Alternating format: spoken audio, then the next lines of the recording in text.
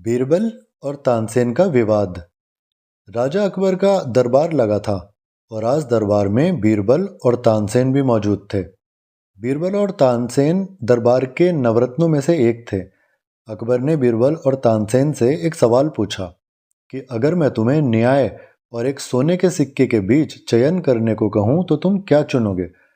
तानसेन ने न्याय को चुना तो वहीं बीरबल ने उत्तर देते हुए कहा कि बिना किसी संदेह के मैं सोने का सिक्का चुनूंगा। इस बार बीरबल बोलते समय थोड़ा लड़खड़ाए। राजा अकबर सहित सभी लोग बीरबल के इस उत्तर पर हैरान रह गए। राजा अकबर ने कहा, मैं तुमसे बहुत निराश हूं बीरबल। तुमने इंसाफ के आगे कम मूल्यवान सोने के सिक्के को क्यों चुना। बीरबल ने मुस्कुराते हुए उत्तर दिया, महाराज, इस राज्य में न्याय की कोई कमी नहीं है, क्योंकि आप यहाँ के राजा हैं। मैंने वो चीज़ चुनी जिसकी मुझे ज़रूरत हो सकती थी और मुझे सोने के सिक्के की ज़रूरत है। बीरबल का यह जवाब सुनकर अकबर बड़े खुश हुए। वहीं तानसेन को बीरबल की हाजिर जवाबी थोड़ी पसंद नहीं आई।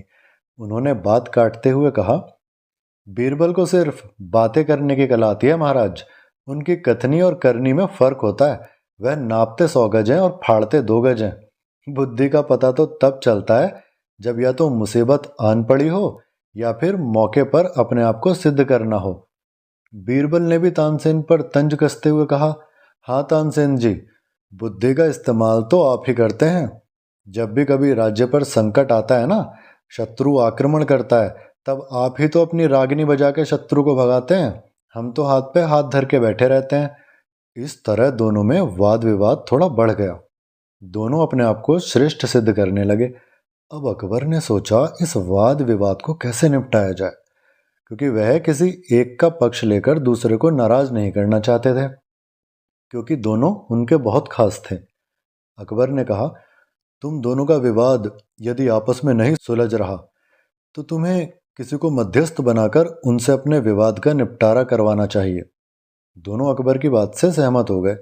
बीरबल ने कहा, महाराज, कृपया आप ही कोई मध्यस्थ सुझा दें। अकबर ने सुझाव दिया, तुम दोनों महाराणा प्रताप को अपना मध्यस्थ बनाएं। अगले दिन दोनों उनके पास पहुंचे। वहां पहुंचकर गायनाचार्य तानसेन ने तुरंत अपनी कला का प्रदर्शन करते हुए रागिनी छेड़ दी। बीरबल खामोशी से अपने अवसर की प्रतीक्षा करने लगे, किंतु तानसेन के अनवरत गायन से उसे अवसर प्राप्त नहीं हो पा रहा था। जब उसने देखा कि तानसेन अपनी गायन विद्या से महाराणा प्रताप को मोहित कर बाजी मार लेंगे, तो उसने तानसेन को बीच में ही टोकते हुए राणा से कहा, राणा जी, हम दोनों एक साथ शाही दरबार से चलकर आपको मध्यस्थ बनाने यहाँ आए हैं। हमें आपके निर्णय पर पूर्ण विश्वास है और जो भी होगा आपका निर्णय होगा, हमें मंजूर होगा। बीरबल आगे बोला, मार्ग में मैंने पुष्कर में और मियाँ तानसेन ने ख्वाजा की दरगाह में मन्नत मांगी है। मैंने मन्नत मांगी है कि यदि मैं आपके दरबार से मानपत्र प्राप्त कर लौटूंगा 100 गाय ब्राह्मणों को दान करूंगा। मियाँ तानसेन ने मन्नत मांगी है कि यदि वे आपसे मानपत्र प्राप्त कर लौटेंगे तो 100 गायों की कुर्बानी देंगे। अब 100 गायों का जीवन और मरण आपके हाथ में है महाराज।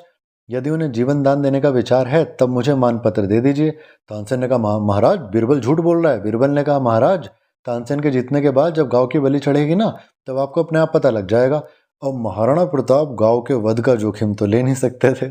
गाय उन्हें माता तुल्य और पूजनीय थी, इसलिए उन्होंने बीरबल को मानपत्र देते हुए अकबर को संदेश भिजवाया, बीरबल बड़ा नीतिज्ञ है, उसकी जितनी बड़ाई की जाए कम है।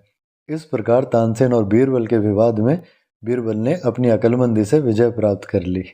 दोस्तों, कहानी पसंद आई तो प्लीज़ वीडियो को लाइक और चैनल को सब्सक्राइब ज़रूर कीजिएगा। धन्यवाद।